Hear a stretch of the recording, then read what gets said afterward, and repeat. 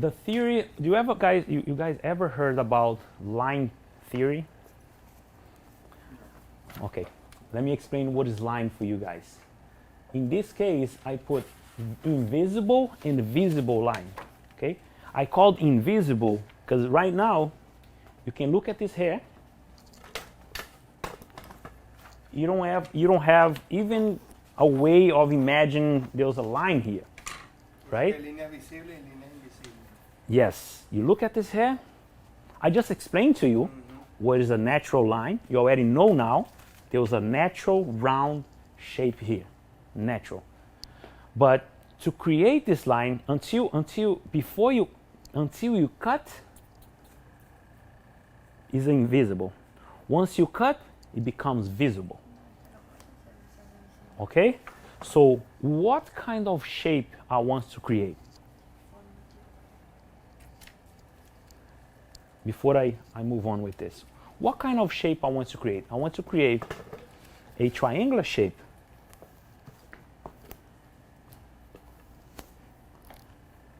There's multiple ways to do this. A triangular shape, you can angle your finger and cut triangular. So a triangular shape is longer on the forehead, could be different too, and shorter on the sides. Pompadour is one of them, okay? And can be triangular here too, going shorter.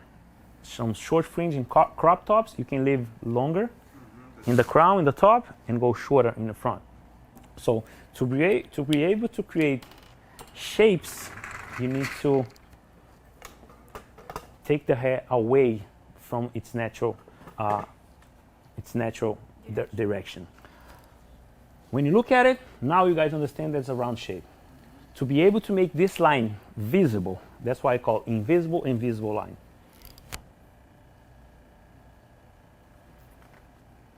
You cut. Now I have my cutting line. It's not complete yet. I have a small piece of my cutting line. It's triangular. If I continue to cut all this hair following my cutting line,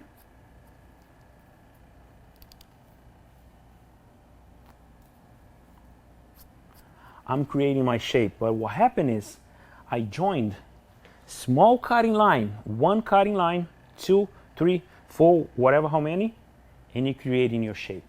If you look at it, the hair and my comb in the direction of my finger, shorter, longer. So that's my cutting line. That's a visible line now. After you cut, you create a visible line. So until then, you just imagine what shape I want to create. Guys, all sections are cut to the same plane, allowing the hair fall into its natural shape. If you cut the hair one more time, just the way, one cutting line, 2, 3, 4, 5, 6, and then goes on.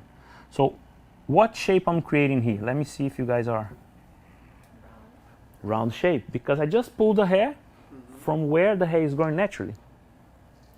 The mental idea is that every hair on the head has its own natural line, will be round. Which hair strands grow in a slightly different direction.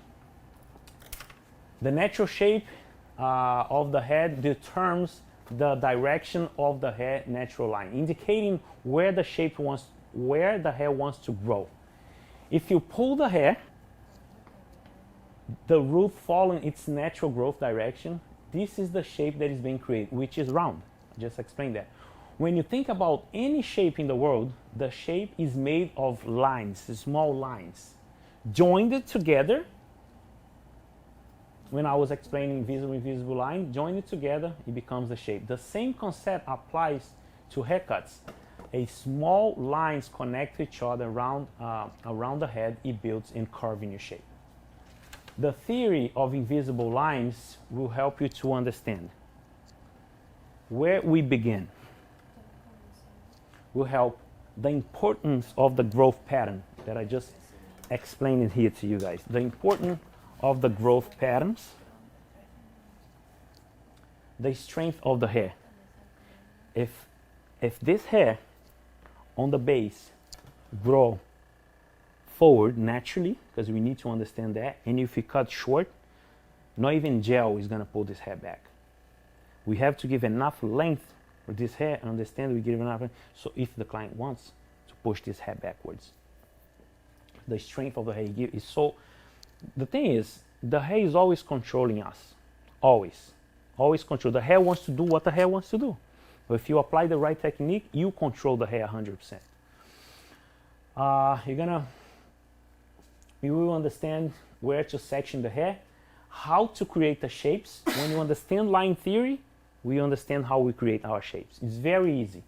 How to control the hair, direction, tension, and elevation, and how we think before we cut.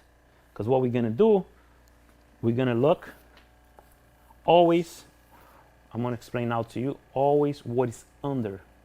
If I just look in here, I might be very wrong. You need to look, before you cut, you need to look what the hair is coming from, where the hair is coming from.